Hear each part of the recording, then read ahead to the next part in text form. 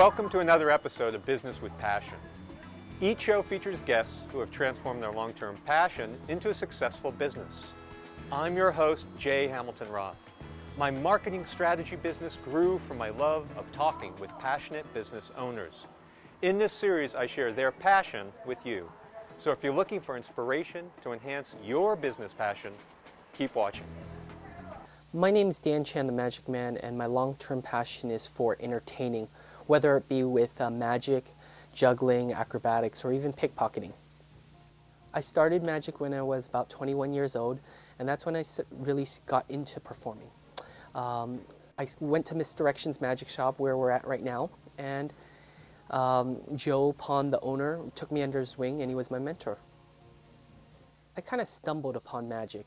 I started by watching on a cruise ship Bob Arnold. He's a pickpocket magician, and that was quite amazing. That same year I went to college, and I saw the passing zone. I keep a journal, and I wrote down, I saw Bob Arnold and the passing zone, came back to it and noticed that I didn't take a lot of notes in college, yet that was there.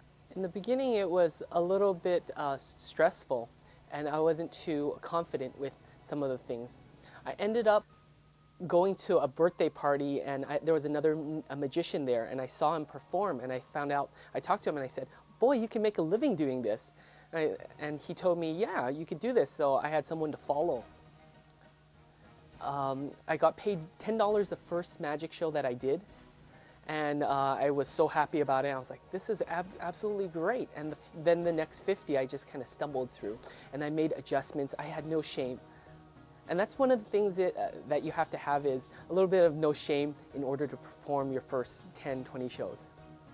It was a lot of the customers and clients that really supported me throughout the beginning, because my family wasn't really too supportive, because as an Asian and an artist, they think that you're going to starve. So my mom was saying, you got to get a desk job and do that and do this part-time, because you don't know if it's always going to come in. And that was actually a good advice. I actually thought more about exactly what I was doing. I worked at PayPal for a year while I was doing magic on the side, doing weekends. I'd call in sick occasionally in order to perform my magic, and that's how passionate I was. When I first started doing magic, I focused on a lot of prop magic, and I knew that wasn't where I wanted to go, because I figured out that there were some people who are very educated amateurs that would know how things would work, and I wanted to let them know that it wasn't just a gimmick, because once they figured out it was a gimmick doing the magic, they wouldn't give you the credit. Even though you'd have to choreograph things, you'd have to do a lot of things to hide the gimmicks. But I wanted to become a purist in magic. One of my highlights was performing in Sun Valley, Idaho. They had an Allen Company annual party, or a get-together of moguls and billionaires. So I brought my wife with me, my friend Alex and Timothy James, and we went to perform out there, and they flew us out on a jet, and they kept us there for 3 days. The security was totally intense. They would not let us take pictures or anything. I saw Warren Buffett and Bill Gates out there, and that was the time I proposed to my wife. And that was one of the most magical experiences, because I took my wife on this business trip, and everything was taken care of. At the same time, we got to see the CEO of Nike and a lot of other people, and they were coming and they were enjoying the show, and they appreciated what I did for them. Out in Lodi, California, I was driving back from an event. A police officer pulled me over, and the back of my car used to say Dan Chan, the Magic Man.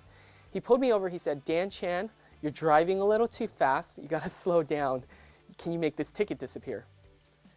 And I just didn't know what to say. He said, show me one good magic trick, I'll let you go. I had nothing on me, everything was in the trunk, and I was dressed up like a magician. I showed him one trick. I showed the officer 1, 2, 3, 4, 5 $1 bills. I had him point to one of the dollar bills. He took it out to check it out front and back. With my sleeves rolled up, I blew on it and changed it into real $100 bills. And that's how I got out of my ticket.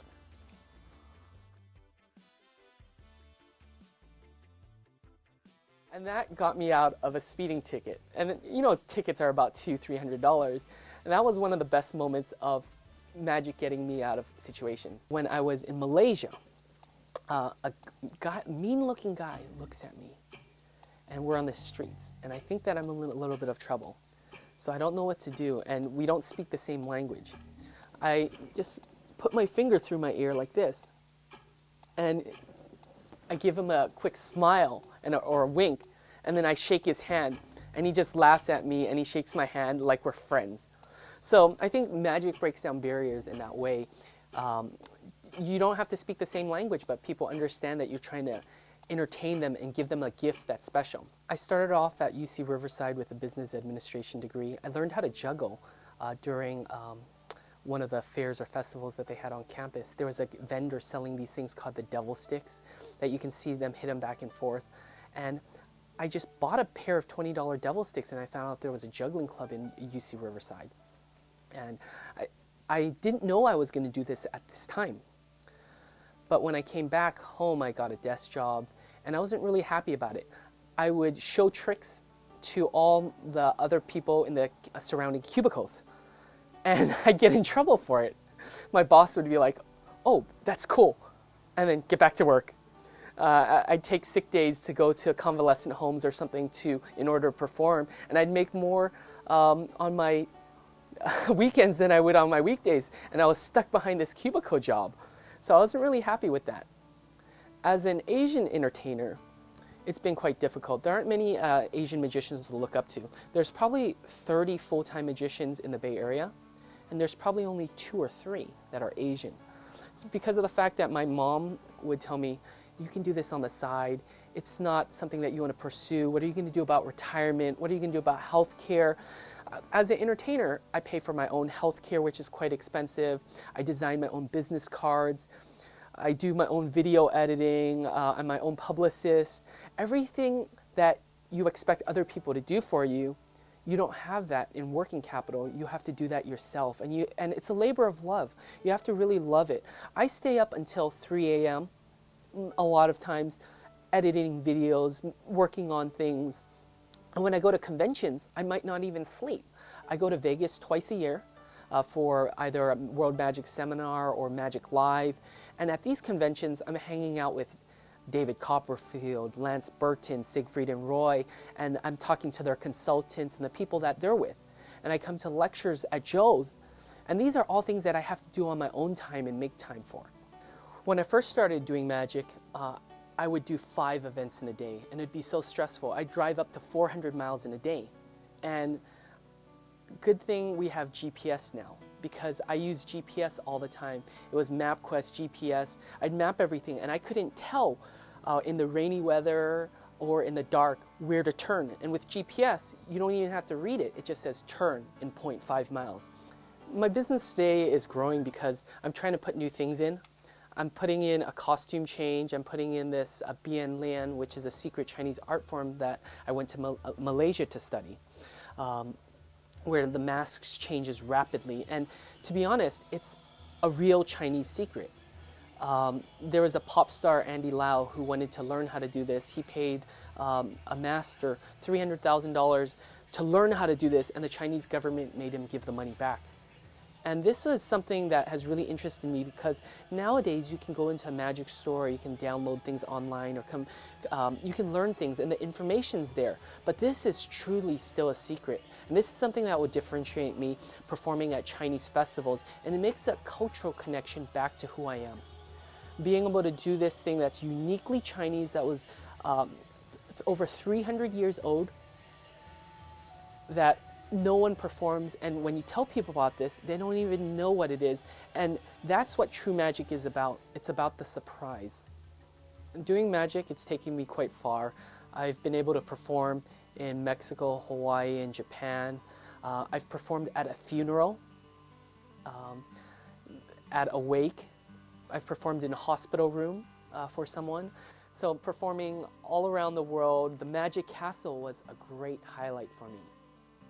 I always dreamed about performing at the Magic Castle. The Magic Castle is a mecca for magicians. You can watch 7 unique shows of magic in a night, from bar shows to stage shows. They have a close-up room, and you can find people like Jason Alexander from Seinfeld there, Neil Patrick Harris, the Doogie Howser MD star there. And I got to run into all these people just because of magic. I think one of the things that makes my show unique is I do high technical skills, from the card manipulation,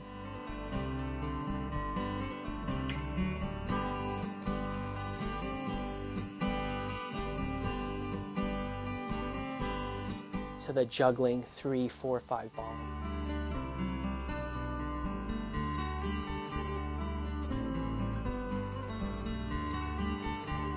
I end the show with a handstand push-up while yo-yo spins from my mouth. I do pickpocketing, and I actually steal watches, belts, wallets, neckties from people without them knowing it. And I think that's one of the hardest things, is pickpocketing aspect of magic. I've had to take a couple of compromises that I'm not so proud of.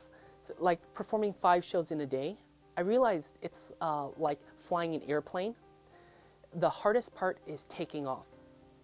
And with it taking off, being I'd only have 3 optimal shows in a day. And when I push myself to 4 or 5 shows, the last 2 shows wouldn't get as much out of it. And I did that only for a financial reason, because as an artist, you need to take it when it comes in. And there's going to be slower days, there's going to be slower months. And people would always want the same dates, like Halloween, Christmas. So on some months, I'd take a physical toll. I would sacrifice throwing out my back, my neck, carrying my case. And now I've gotten a lot smarter with things. I've told people to reserve a parking space up front for me. Librarians have become really creative. They've said, save a spot reserved for Dan Chan, the Magic Man. If you park here, your car will disappear. I've had kids help me move my equipment back to the car.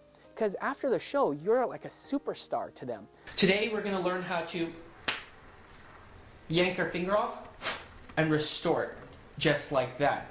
First, you're going to need to snap your finger. From the front, it looks like this. After which, you're going to cross your ring finger behind your first 2 fingers. Make sure you angle your hand slightly toward the floor and away from the audience like this. You will want to practice in front of the mirror. Only hold this position for 1 second, not too long.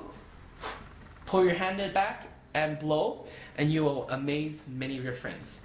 Just recently I published a book, and this is one of the tricks in the book. You just shuffle the deck of cards, and this is with the ordinary deck of cards, which I feel is quite important. Just yell out stop anytime. Stop. Would you like to change your mind, or are you happy with the mind you have? That's a good. Thank you. Go ahead and grab that card and show everyone the 7 of diamonds, and they'll give you one big round of applause. So that's one of the tricks in the book that I have, where someone selects a card and you know what the card is. And this trick is actually one of the highest professional tricks that you can do, and that's featured in my book. I thought that someone needed a good starting point, and that's the purpose of publishing a book, because a lot of times we start off on a low basis of where we do these tricks, simple tricks, maybe with a rubber band or something that's quite easy or transparent. With kids learning how to do an advanced trick, I think that they can start off on a little bit of a higher level. And this is just another way to empower the children. I've been really successful even in this economy. I'm still doing 200 plus shows a year. I'm hiring out other entertainers. I'm having fun with it. I'm doing larger and larger events. I enjoy the small events, but for visibility, I like doing the biggest events where there's 1,000 people in a school gymnasium.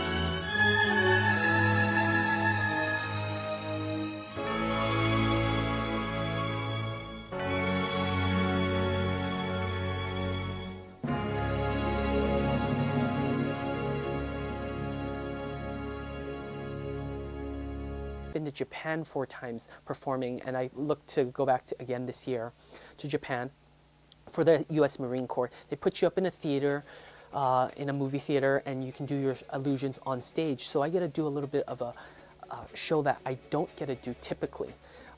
Perhaps larger illusions. We have fancy sound and lighting. I get to bring a sound person with me. So that's some of the things that we can do in the future.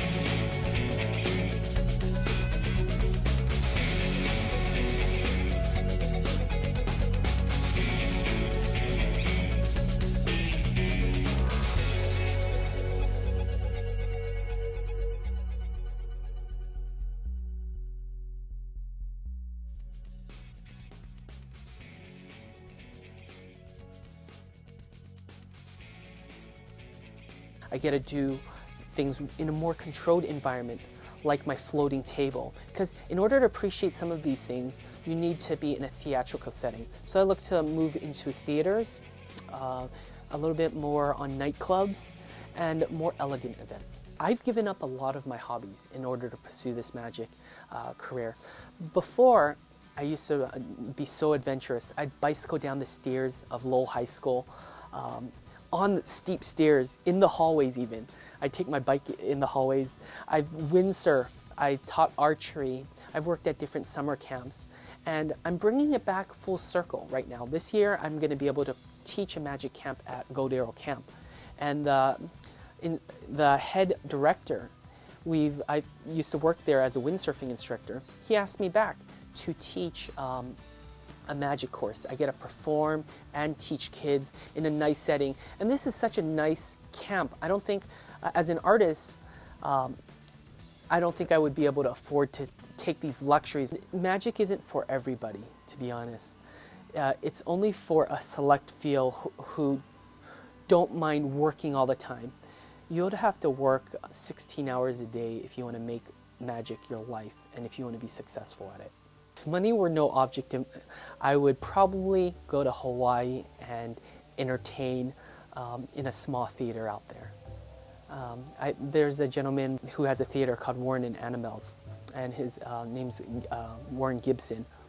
He's out there on the island performing in a small theater every day in a small location. Eventually, maybe in 10 years, I won't be able to perform or run around or drive 400 miles in a day in order to run around and get to my events. I'd love to get a stage show or do that for a short period of time and experiencing having all the props there for you and not having to set everything up and break down, and perhaps being able to do larger illusions.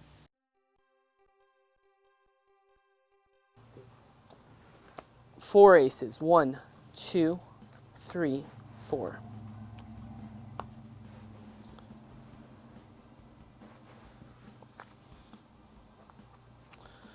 Collect these aces here.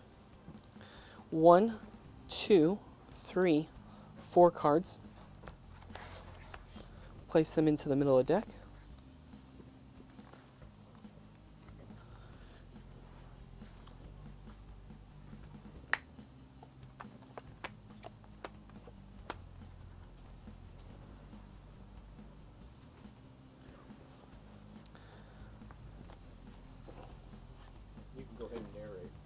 Okay.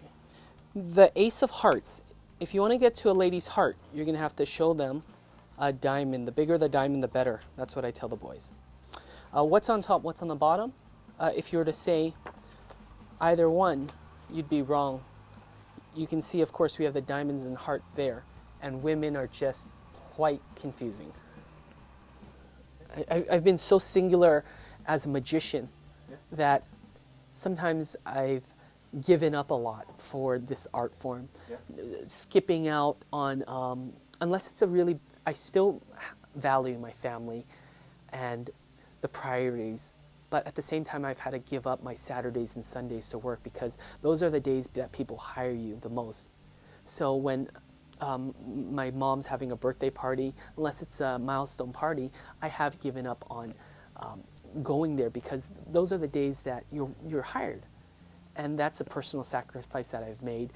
Now, as I've become more successful, I've started taking time off for family vacations and going out with my family. And I really appreciate the fact that now that I'm successful, I can take 1 or 2 days out to sleep in until 10 or 11, enjoy the fact that I don't have to work in rush hour commute.